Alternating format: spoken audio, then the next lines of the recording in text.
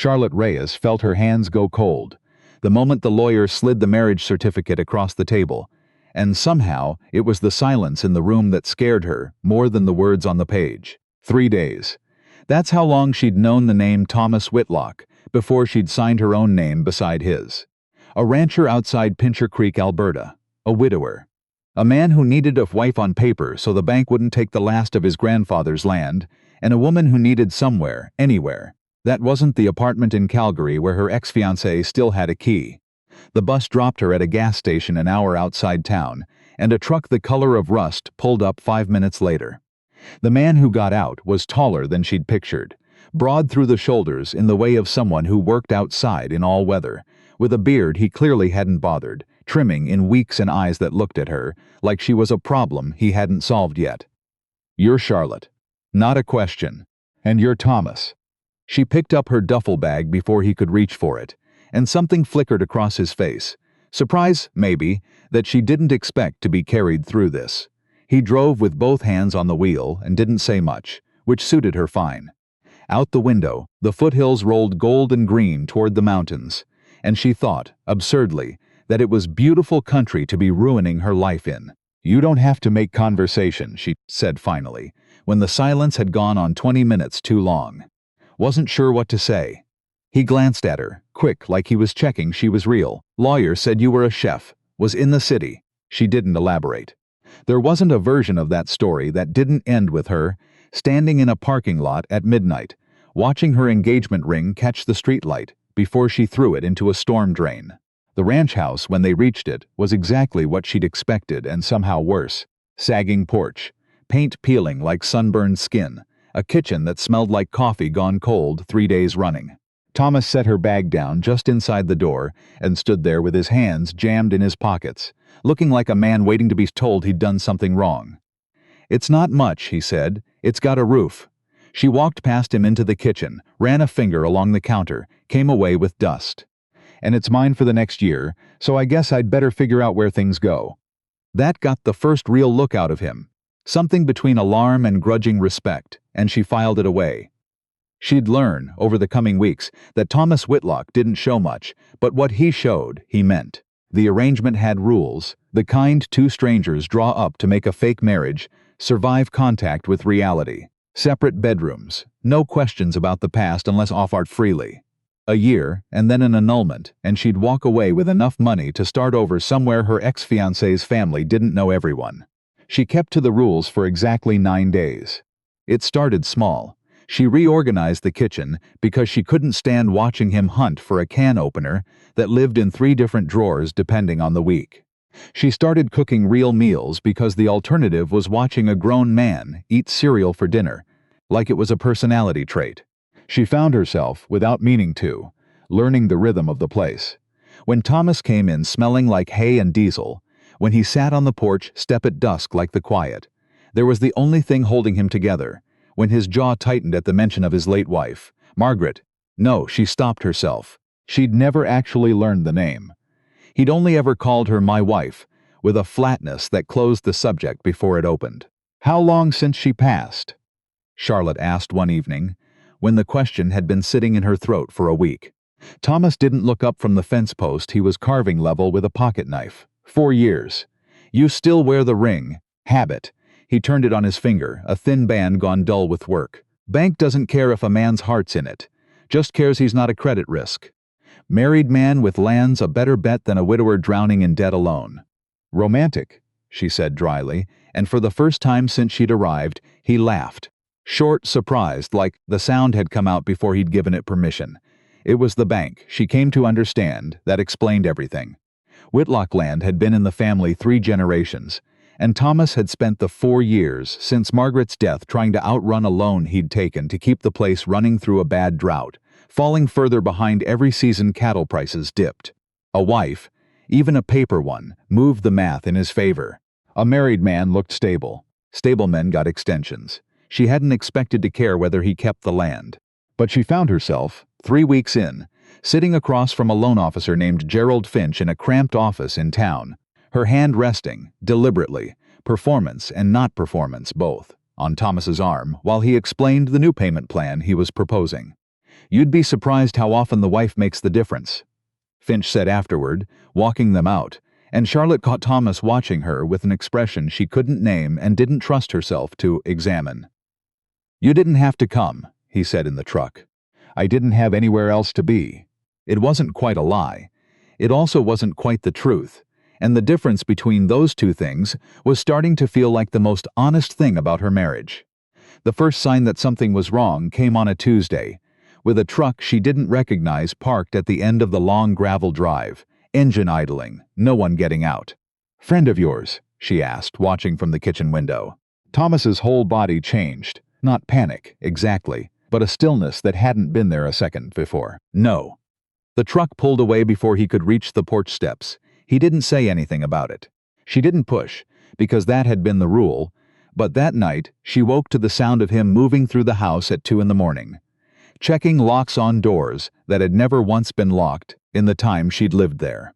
It came out in pieces, the way the truth usually does with people who've trained themselves not to need anyone. Margaret hadn't died of illness, the way Charlotte had assumed. She'd died running. Her first husband, before Thomas, before the ranch, had been a man named Russell Drummond, and Russell Drummond did not let things go.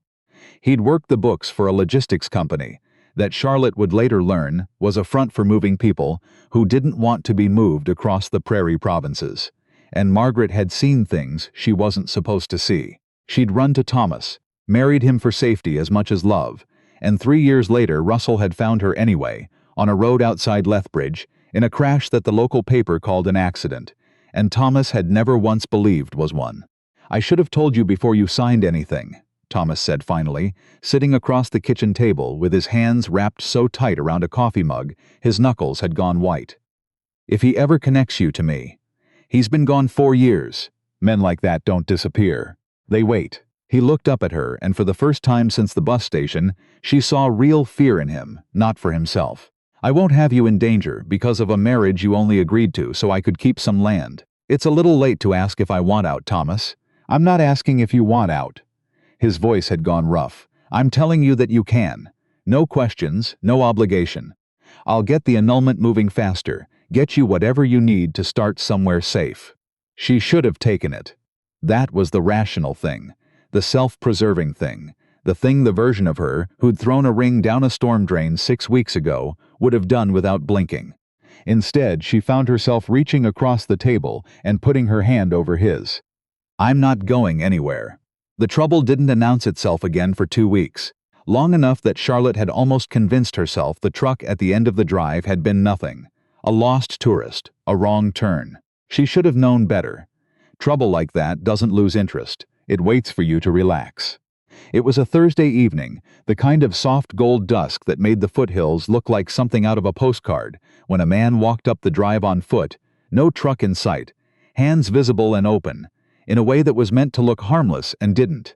Charlotte was hanging laundry on the line behind the house and didn't see him until he was close enough to speak. "You'd be the new wife," he said. He had a voice like gravel and a smile that didn't reach anywhere near his eyes. "Charlotte, is it?" Every instinct in her went still, the way a deer goes still. "Can I help you? Russell sends his regards." He said it almost pleasantly, like he was passing along news from a mutual friend instead of a threat wrapped in good manners. "Tell Thomas the offer he made 4 years ago still stands. Quiet sale of the land, quiet life after. Or it gets a lot less quiet around here." Thomas came around the side of the house fast enough that she understood he'd seen the man coming before she had. A length of fence rail still in his hand from whatever he'd been working on. "Get off my property, Garrett." The man Garrett held up both hands, still smiling. "Just delivering a message, Whitlock. No need for the dramatics." His eyes slid to Charlotte one more time, slow and assessing in a way that made her skin crawl. "Pretty thing.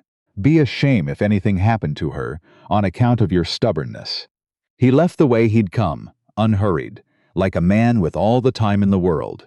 Thomas stood watching the end of the drive long after the figure had disappeared around the bend, the fence rail still gripped white-knuckled in his hand. "Who's Garrett?" Charlotte asked when she trusted her voice. "Works for Russell, has for years."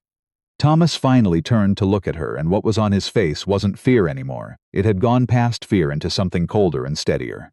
"I'm calling the RCMP detachment in town tonight. And I want you to think hard about going to your sisters in Calgary until this is settled. I'm not leaving you alone out here with that man circling the property. Charlotte, I mean it, Thomas." She crossed the yard and took the fence rail out of his hand, set it down. Because she needed him to actually look at her, and not at the empty road. "I didn't marry you on paper to run the second things got hard. We're in this together, or we're not in it at all."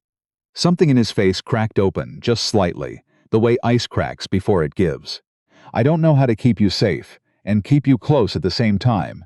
Then we figure it out together. That's what people who are actually married do." The next weeks moved at 2 speeds, agonizingly slow in the daylight hours, when nothing happened, and the waiting wore at both of them like sandpaper, and sickeningly fast at night, when every sound outside became a truck on the gravel. Every shadow became Garrett's gravel voice and easy smile. The RCMP took a report, said they'd increased patrols on the rural route, and left Thomas with the particular helplessness of a man who'd learned, 4 years ago, exactly how little patrols meant when someone wanted you badly enough. Charlotte started carrying her phone everywhere, location services on, a text drafted and ready to send to a constable named Adler, who'd given her his direct line. She learned where every exit in the house was. She learned, without ever discussing it directly, that Thomas slept with one eye open most nights, and some nights not at all. It was Margaret's old journal that broke the case open, found, almost by accident, in a box in the back of the hall closet that Charlotte had been meaning to sort through for weeks. Pages of careful handwriting, dates, names, numbers that meant nothing to Charlotte until she sat with Thomas at the kitchen table at midnight and watched his face go pale reading them. "She kept records," he said, voice unsteady. "Routes, names, the people Russell was moving and where. She must have been planning to go to the police before." He couldn't finish the sentence, and Charlotte put her hand on his shoulder and let the silence hold what neither of them could say out loud. "This is what gets him put away," she said instead. "Not running from him for another 4 years. This." It took 2 more days to get the journal into the right hands. Not the local detachment, but a federal investigator named Priya Anand, who'd apparently had Russell Drummond's logistics company flagged for years without enough to move on him. She drove out from Calgary herself, sat at the same kitchen table, and read through Margaret's journal with the careful, contained urgency of someone who recognized exactly what she was holding. "This is enough to open a warrant," Anand said finally. "More than enough. But I need you both to understand. Once we move, Drummond's people aren't going to take it quietly. The next few days are the most dangerous part." Charlotte felt Thomas's hand find hers under the table, and she didn't let go. The warrant came down on a Monday morning that started like any other. Frost on the truck windshield, coffee going cold while Thomas checked fence lines before sunrise, and ended with Garrett's truck barreling up the drive far too fast, far too late to matter. Because the RCMP had already been waiting 2 roads over, with Constable Adler at the wheel of the lead cruiser. Charlotte watched from the porch as it happened, heart slamming against her ribs, as 2 cruisers boxed Garrett's truck against the fence line, and officers moved with the kind of swift, practiced calm that meant they'd been preparing for exactly this. Russell Drummond himself was arrested an hour later, 40 kilometers away, in the middle of what he probably thought was a quiet morning. It was over in less time than it had taken to become real. Thomas found her on the porch steps afterward, both of them shaking with an adrenaline that had nowhere left to go. And he sat down beside her without a word and put his arm around her shoulders, and she let her head fall against him, and for a long moment neither of them said anything at all, because there wasn't anything that needed saying. "You could have left," he said eventually, quiet. "Any point these last weeks. You could have gone to your sisters and waited it out somewhere safe, I told you. I wasn't going anywhere." She turned her head to look at him, this man she'd married on paper, and somehow, without either of them quite noticing the moment it happened, had started loving for real. "I'm not a paper wife anymore, Thomas. Annulment or not, I don't think I know how to walk away from this now." His hand came up to her jaw, gentle, in a way his hands rarely were with anything, calloused from years of fence posts and cattle and grief he'd carried alone for too long. "Then don't walk away. Don't be a paper wife." His voice had gone rough again, but it wasn't fear this time. "Marry me again, properly, not because a bank wanted it or a lawyer drew it up, because I want you here."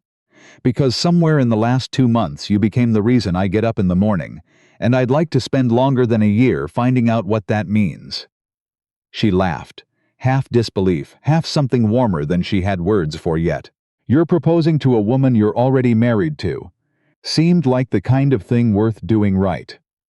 They were married again in October, properly this time, in front of the few neighbors who'd become something like friends, and Charlotte's sister, who'd driven up from Calgary still half convinced the whole story sounded like something out of a movie. The ceremony was small, held in the yard with the foothills gold in the late afternoon light, and Thomas wore a tie that visibly strangled him and looked, for the first time since Charlotte had met him, entirely unafraid. The ranch was still a long way from finished. The porch still needed paint. The loan still needed paying down. The work of a life never really ends on a place like that. But Charlotte found, standing in the kitchen the next morning, with coffee that didn't go cold this time, that she didn't mind the unfinished parts anymore. There was something steadying about a place still being built instead of already broken. Thomas came in from the barn, smelling like hay and cold morning air, kissed the top of her head on his way to the coffee pot, and told her the vet was coming by to check a heifer that was close to calving. "Every season's a new thing to worry about out here," he said, not quite complaining. "I think I like that about it," Charlotte said, and meant it. The work never really ended. Neither, she was beginning to understand, did the kind of love that built itself slowly out of fear and dust, and two people choosing, every ordinary morning, to stay.